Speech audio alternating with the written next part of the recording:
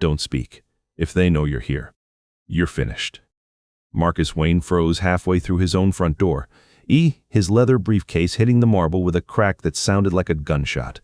The smell of jasmine and furniture polish hung thick in the air. His wife Elena's hand clamped over his mouth, her wedding ring cold against his lips. Her eyes were wild, terrified. Through the crack in the hallway, Marcus saw shadows moving in his living room. 3 men in dark suits, 1 woman in red. They weren't burglars. Their posture was too controlled, too patient. Like predators waiting for prey to stumble into a trap. Elena's breath was hot against his ear. "They're from the council," she whispered, each word sharp, cutting. "The Illuminati. They know about Denver." Marcus's stomach dropped. Denver. The deal he'd killed 3 months ago. The lithium mine in Colorado he'd refused to sell.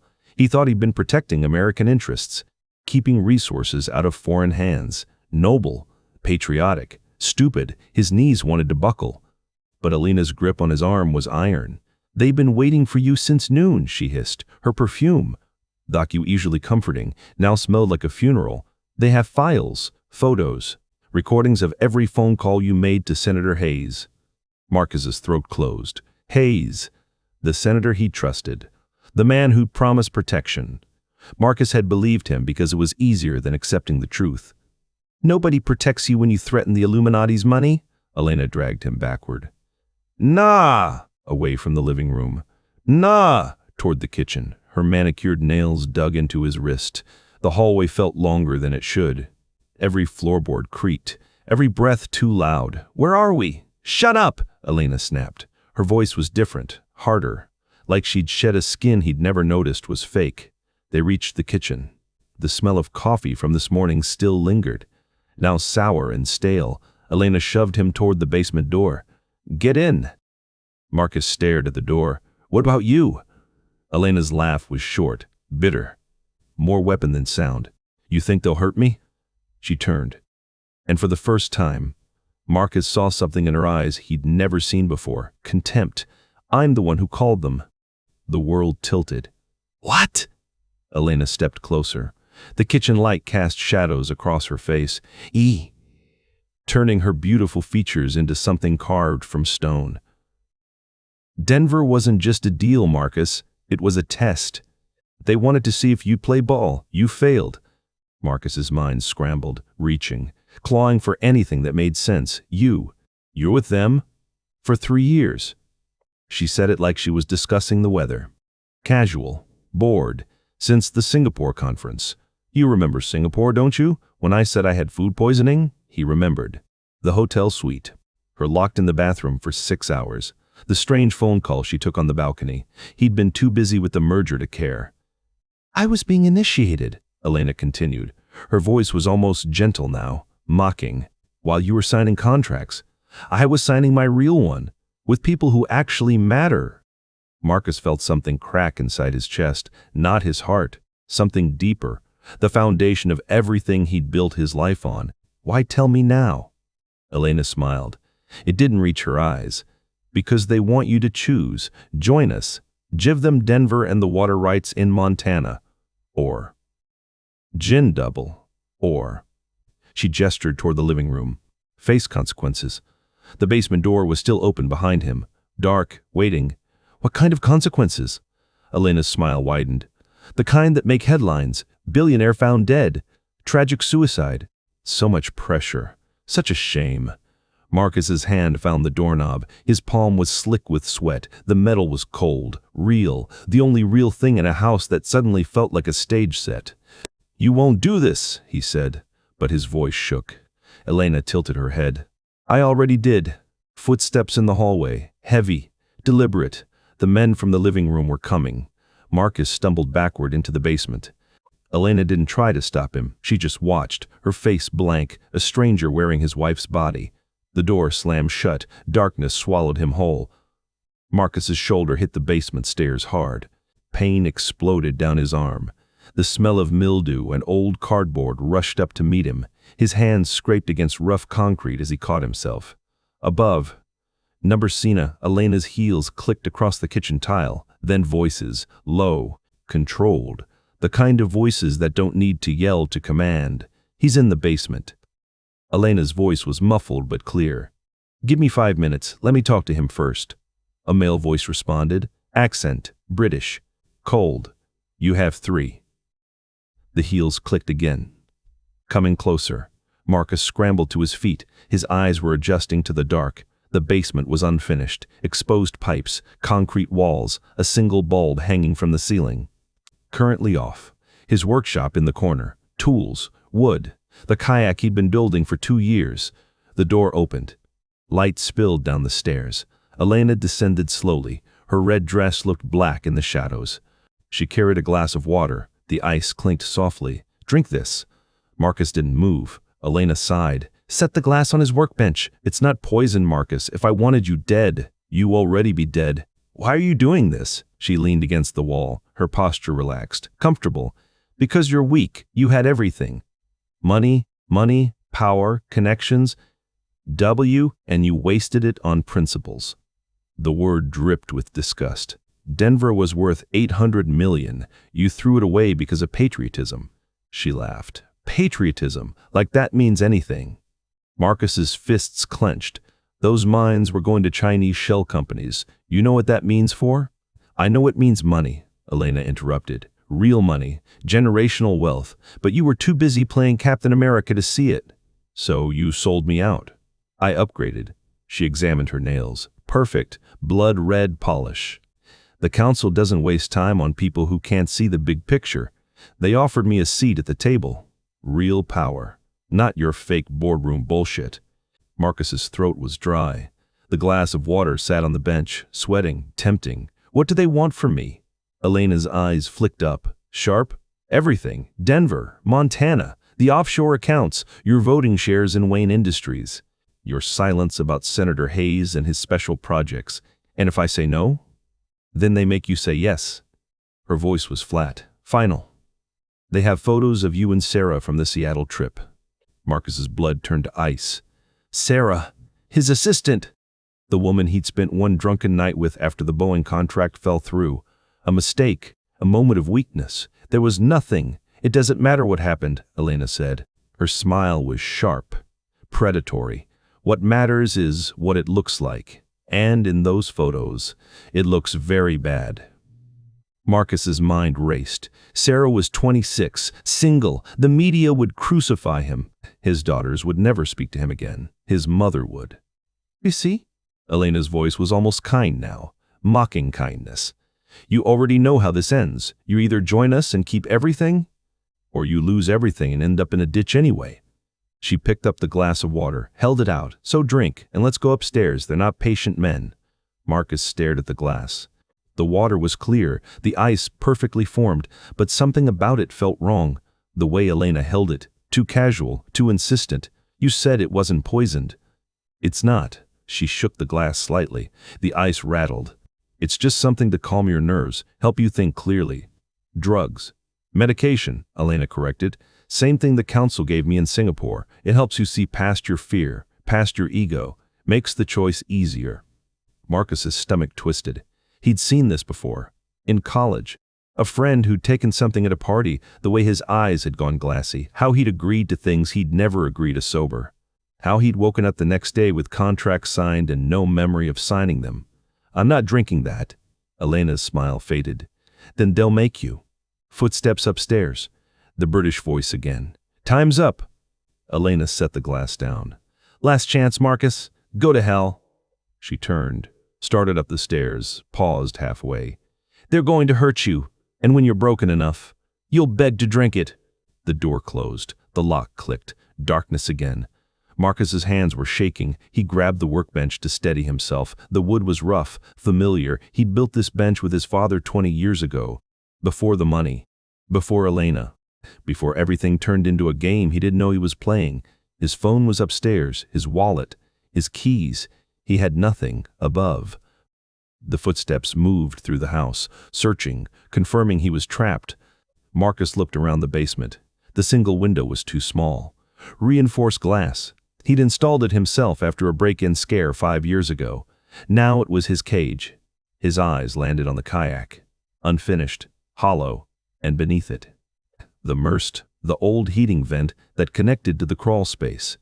The the vent cover came off with a screech of metal that made Marcus freeze. He waited, listening. No footsteps, no shouts. The house was silent, too silent. The kind of silence that meant people were waiting, watching. Marcus squeezed into the vent.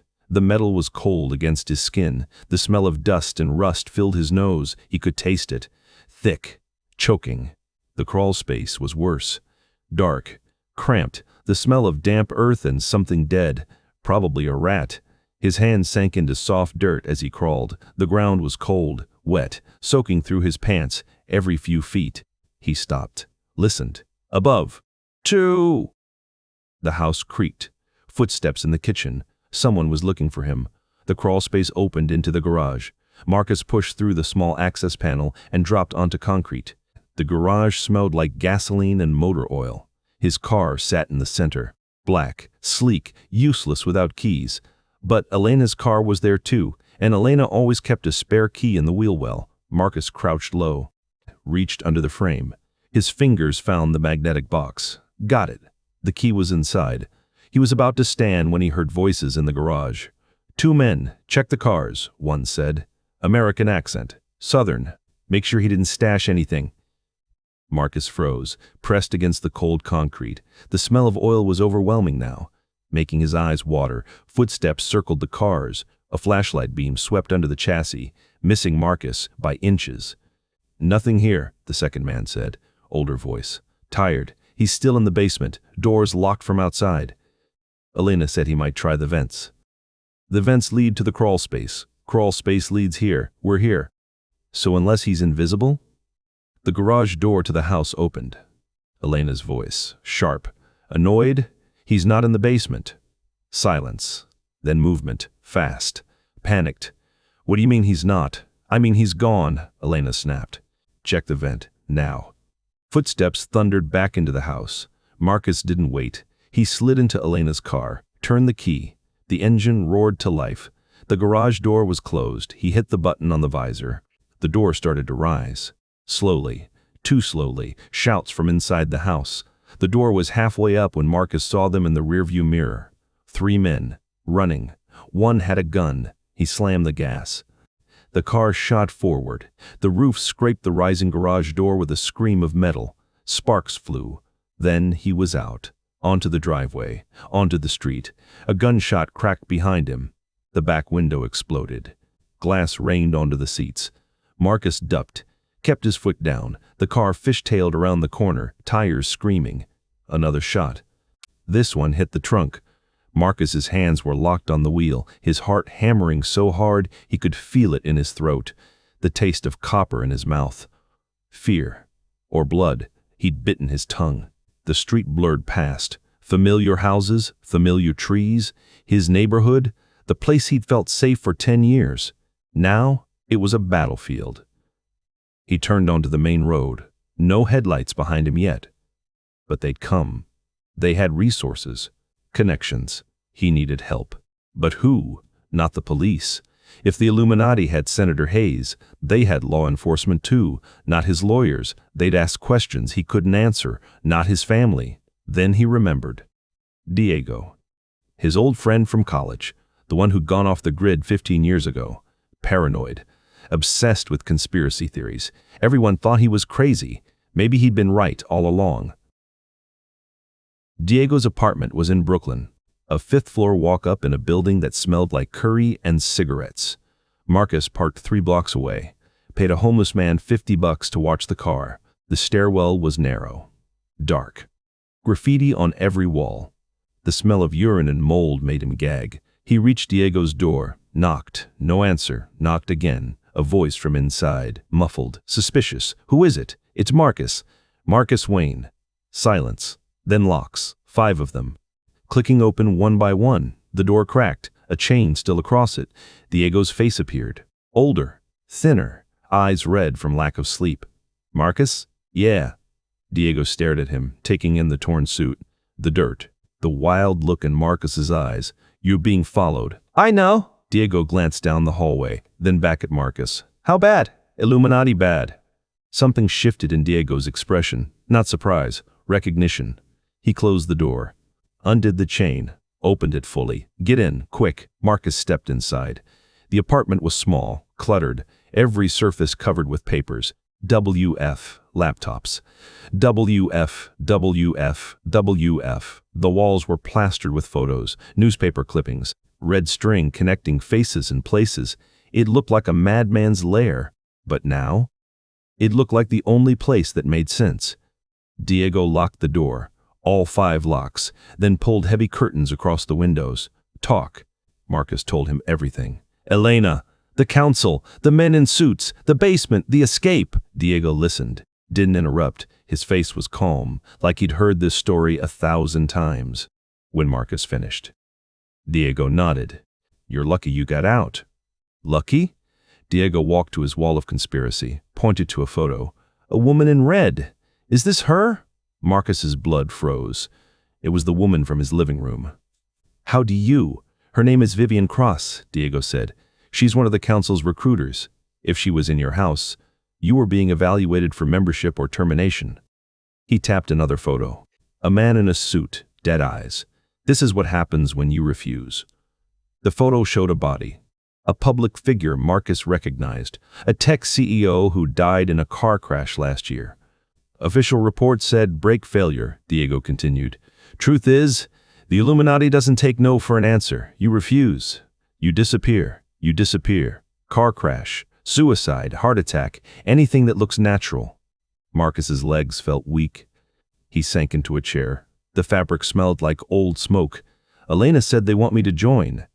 They want your resources, Diego corrected. Your companies, your connections. Once they have those, you're disposable. He turned, looked Marcus in the eye. Did she give you anything to drink? Marcus nodded. Did you drink it? No. Diego exhaled. Good, that's their control drug. Mixture of scopolamine and synthetic MDMA makes you suggestible, compliant. They dose you. You sign papers, you wake up owned. Marcus's hands were shaking again. How do you know all this? Diego's smile was bitter. Because they tried to recruit me too. Back in 2009, before I knew what they were. He pulled up his sleeve, showed a scar, jagged, ugly, running from wrist to elbow. I said no. They made sure I understood the cost. Marcus stared at the scar. You survived. Barely. Diego rolled his sleeve back down. I went underground, changed my name, burned every bridge, spent 15 years learning how they operate, who they control, where their money goes. He gestured to the walls. This is 15 years of work, and you walking through my door means they're escalating. What do I do? Diego grabbed a laptop, typed furiously. We expose them, but we need proof. Hard evidence, something they can't bury. Like what? Diego turned the screen. It showed a building, modern, glass, somewhere in Manhattan. This is the Apex Foundation, their front. They run it like a think tank, but it's where they launder money and coordinate operations. He zoomed in. Security is tight, cameras everywhere, armed guards. But there's a weakness. He pointed to a side entrance. Service tunnel, used for deliveries. It's connected to the subway maintenance system. If we can get in there, we can access their servers, download everything. Marcus's heart was racing. That's insane! You have a better idea? Marcus didn't. Diego stood, started pulling equipment from drawers. Cameras, listening devices, a handgun. We go tonight, before they lock down their systems, before Elena tells them where you might run. Elena doesn't know about you. Diego looked at him. You sure about that? Marcus wasn't. The subway tunnel smelled like piss and rust. Water dripped from somewhere above. The sound echoed, endless. The darkness beyond Diego's flashlight was absolute. They moved quickly, single file. Diego in front, Marcus behind. Stay close, Diego whispered. These tunnels connect to the old pneumatic system, easy to get lost. Marcus's shoes squelched in something wet. He didn't look down. Ahead.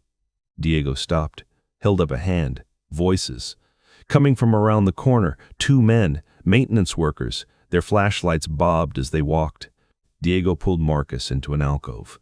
The space was tight, the smell of mold overwhelming. Marcus's shoulder pressed against cold tile. Diego's hand covered his mouth. The workers passed within feet. "Boss said double shifts until they find him."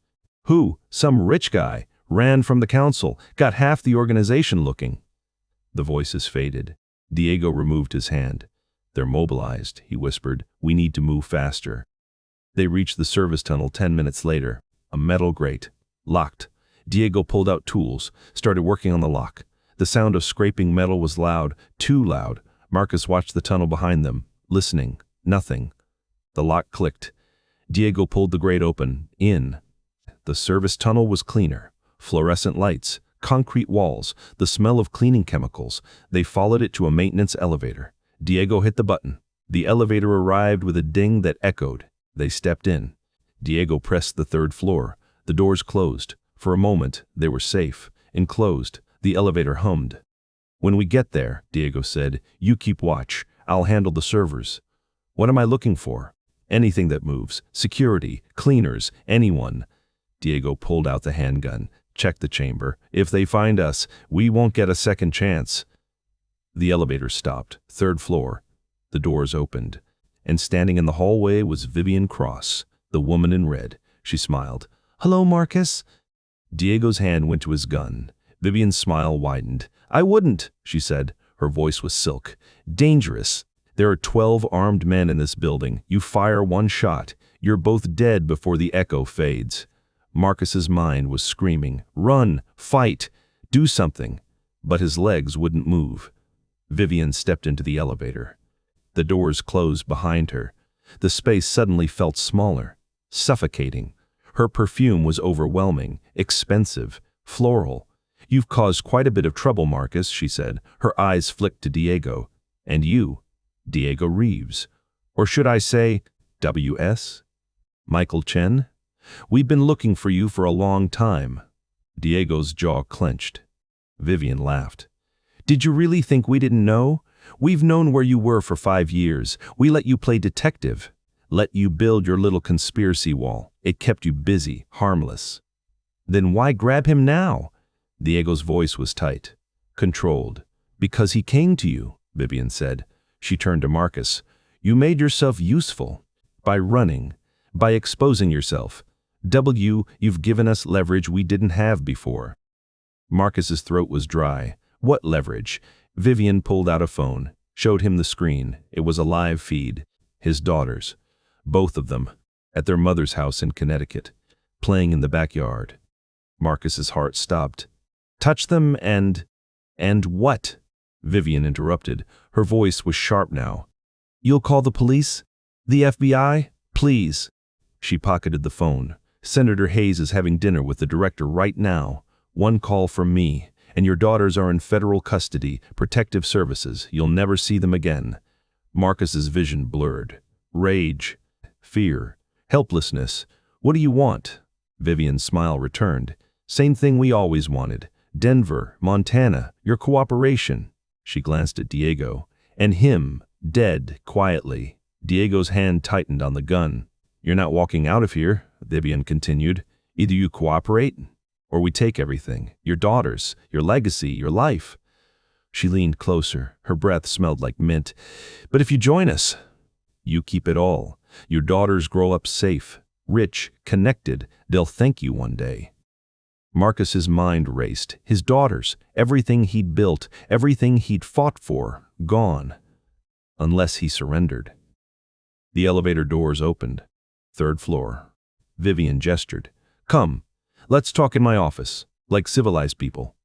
Marcus looked at Diego. Diego's eyes were hard, unreadable. Marcus stepped out of the elevator. Diego followed. They walked down a hallway, white walls, abstract art, the smell of coffee and paper. Vivian opened a door. Her office was large, floor-to-ceiling windows overlooking the city, a desk made of glass, minimalist, cold. "Sit," she said. Marcus sat. Diego remained standing, his hand still near the gun. Vivian poured 3 glasses of scotch. Expensive. The bottle was older than Marcus. She handed him a glass. "Drink. It's not poisoned. Just good scotch." Marcus took it. Didn't drink. Vivian sipped hers. "You know, Marcus, I respect you. You have principles. That's rare. But principles are a luxury. In this world, the only thing that matters is power, and power requires sacrifice. Sacrifice, Marcus repeated. The word tasted like ash. Your friend here understands, Vivian said, looking at Diego. He sacrificed his identity, his family, his future, all to fight us, and what did it get him? She gestured to Diego's worn clothes, his hollow eyes. 15 years in hiding, paranoid, alone, a ghost. Diego's face didn't change. But you, Vivian continued, turning back to Marcus, you can still choose a different path. Join us. Use your resources for something greater than yourself. Help us build a better world. By controlling it, Marcus said. By guiding it, Vivian corrected. Democracy is chaos. People don't know what they want. They elect idiots, start wars, destroy the planet. We provide order, direction, vision, and profit. Vivian smiled. Of course, but profit with purpose. Marcus set down his glass. You killed people. We removed obstacles, Vivian said. No hesitation, no shame. People who threaten stability, progress, the greater good. She leaned back. In war, WD generals sacrificed soldiers. We're no different. Marcus felt sick. This was insane. But his daughters. He looked at Vivian. If I join, WDDU, you leave my family alone. Completely. And Diego? Vivian's eyes flicked to Diego. He's a complication, but if you join, we can make an exception. He disappears. We forget he existed. Diego's voice was low. Don't believe her. Vivian laughed. Smart man, but desperate times. She pulled out a contract, set it on the desk. Sign this. Transfer your assets to the Foundation's trust. Give us access to your network, and you walk out of here free. Protected. Powerful. Dog. Marcus stared at the contract. His hands were shaking. He picked up the pen. Diego grabbed his wrist. Don't. Marcus looked at him. My daughters are already lost if you sign that, Diego said. His voice was hard. You think they'll let you keep leverage? You sign. You're owned, and owned people don't get to make demands. Vivian stood. Enough. Marcus, sign or I make the call. She pulled out her phone. Marcus's mind was white noise. His daughters, his life, Diego. The pen hovered over the paper, and then Diego moved. Fast, he pulled the gun, but not at Vivian. At the window, he fired 3 shots. Glass exploded outward. Wind rushed in. Cold, sharp, alarms screamed. Diego grabbed Marcus. Move, now. He shoved Marcus toward the shattered window. Fire escape, go! Marcus looked down. 5 stories. Metal stairs zigzagging down the side of the building. Behind them, Tai. The office door burst open. Guards, guns drawn. Diego fired, covering Marcus. Go, he screamed. Marcus climbed through.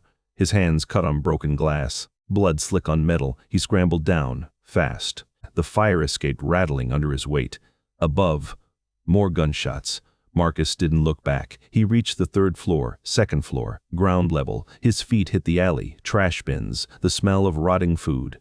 Steam from a vent, he ran. Behind him, the building was chaos, alarms, shouts, sirens approaching. Marcus turned the corner, kept running. He ran for 10 blocks, then 20, until his lungs burned and his legs gave out. He collapsed in an alley, gasping, his hands still bleeding. And Diego was gone, left behind. Maybe dead. Probably dead. Marcus had escaped. But at what cost? Marcus moved like a ghost through the city. Used cash he'd stashed in Diego's apartment years ago. Emergency money. Diego had given it to him once. W as a joke. In case you ever need to disappear. Not a joke anymore. He stayed in cheap motels, places that didn't ask questions. Paid in advance. Kept the lights off. On the 4th day, he saw the news. Billionaire Marcus Wayne. Wanted for questioning in connection with the murder of Vivian Cross. Not you, executive at the Apex Foundation. Authorities say Wayne entered the building illegally and opened fire. 1 security guard injured. Cross pronounced dead at the scene. The reporter's face was serious, professional. Behind her, Marcus's photo, the one from his company website, smiling, confident, a stranger.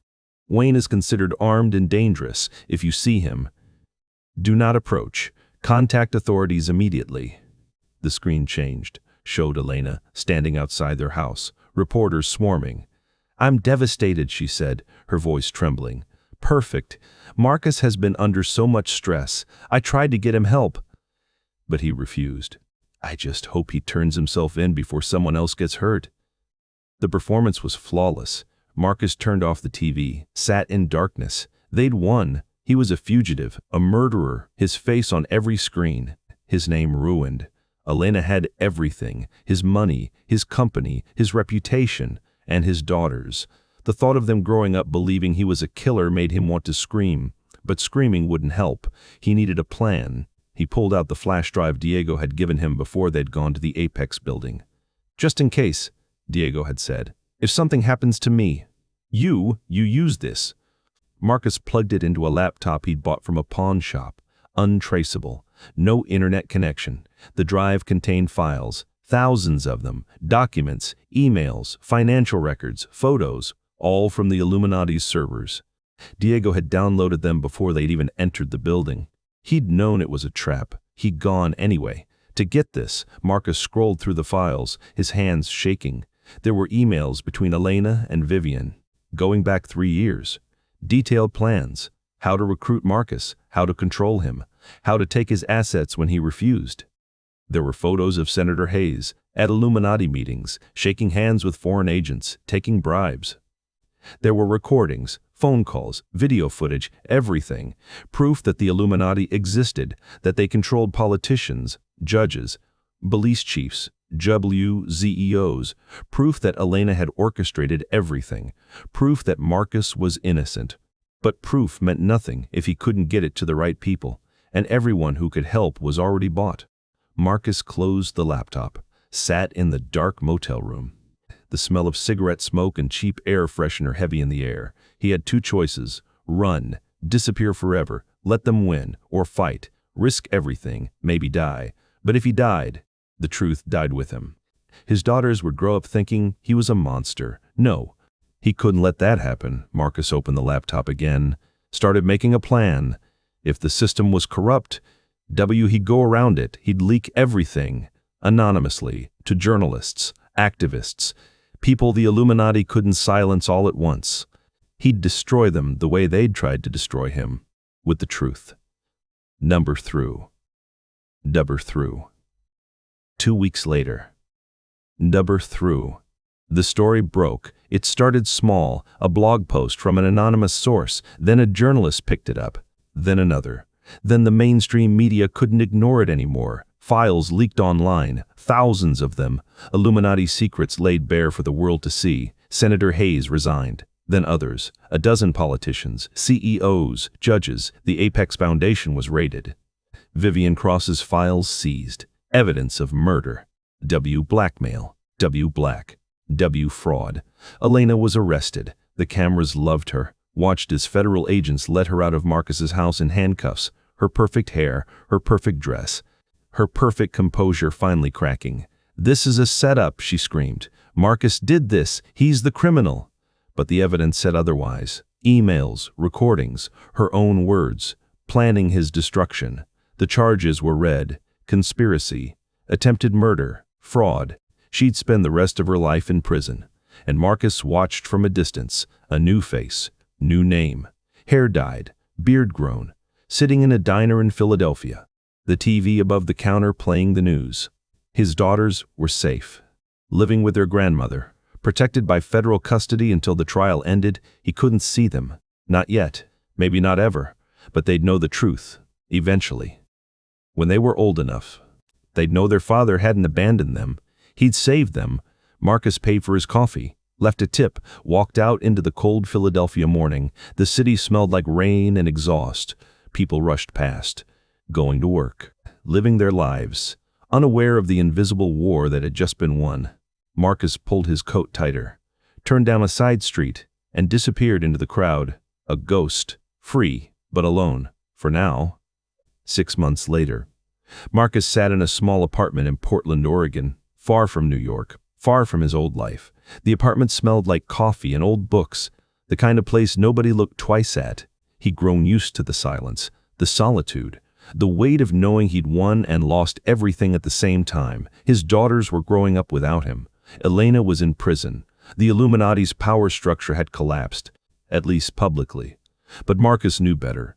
Organizations like that didn't die. They adapted, reformed, went deeper underground. He'd hurt them, but he hadn't killed them, and they'd be looking for him forever. A knock on the door. Marcus froze. Nobody knew where he lived. Nobody should be knocking. He grabbed the gun he kept under the couch, approached the door slowly, looked through the peephole. A man stood in the hallway. Older, tired-looking, carrying a briefcase. Not a threat. Not obviously. Marcus cracked the door. Chain still on. "Can I help you?" The man smiled. Warm, genuine. "Marcus Wayne?" Marcus's blood turned cold. "Wrong person. Please," the man said. "I'm not here to hurt you. I'm here to help." "I don't need help. I think you do." The man held up his hands, empty. "My name is Thomas Brennan. I'm a lawyer. I represent a group of people who've been fighting the Illuminati for a long time. Longer than you. Longer than your friend Diego." Marcus's grip on the gun tightened. "Diego's dead." Thomas's smile faded. "No, he's not." The world stopped. "What?" "Diego survived," Thomas said. "Barely. He's been in hiding, recovering. But he sent me to find you, to bring you in." Marcus's mind was spinning. "Bring me in where?" "To the resistance," Thomas said. "The real one. The people who've been fighting this shadow war for decades. We have resources, safe houses, new identities, and we have a mission." He leaned closer. "The Illuminati isn't gone, Marcus. You hurt them, but they're regrouping, and we need people like you, people who've seen behind the curtain, people who've lost everything and are willing to risk it all to fight back." Marcus stared at him. Diego was alive. There was a resistance. The fight wasn't over. "Why should I trust you?" Thomas reached into his briefcase, pulled out a phone, handed it to Marcus. Marcus took it. The screen was already on, a video call waiting. He pressed accept. Diego's face appeared. Older, scarred, but alive. "Hey, Marcus," Diego said. His voice was rough. "Tired, but real. Told you we'd finish this." Marcus's throat tightened. "You're alive." "Barely." Diego smiled. "But yeah, and we've got work to do." "You in?" Marcus looked at Thomas, then back at Diego. He thought about his daughters, growing up safe, free from the Illuminati's reach because of what he'd done. He thought about Elena, rotting in prison. He thought about all the people still under the Illuminati's control, still suffering, still trapped. He thought about Diego, who'd sacrificed everything, who'd survived, who was offering him a second chance. Marcus nodded. "I'm in." Diego's smile widened. "Good. Thomas will bring you to the safe house. We'll explain everything, get you set up, and then we get back to work." The call ended. Marcus looked at Thomas. "Where do we go?" Thomas closed his briefcase. "Montana? We have a compound there, off the grid, secure. You'll be safe, and you'll finally get to meet the others, the ones who've been fighting this fight for years." Montana. The water rights Marcus had refused to give the Illuminati. The reason this all started. It felt like fate, like everything had led to this moment. Marcus grabbed his coat, his gun, the flash drive with Diego's files. "Let's go." Thomas nodded. "One more thing. Your daughters, we have people watching them, keeping them safe. When this is over, when the Illuminati is truly gone, you'll see them again. We'll make sure of it." Marcus's chest tightened. "Promise?" "Promise." They walked out of the apartment, down the stairs, into the gray Portland morning. A black SUV waited at the curb, windows tinted, engine running. Marcus climbed in. The door closed, and as the SUV pulled away, Marcus felt something he hadn't felt in months. Hope. The war wasn't over. But he wasn't alone anymore, and this time, he wasn't running, he was fighting back.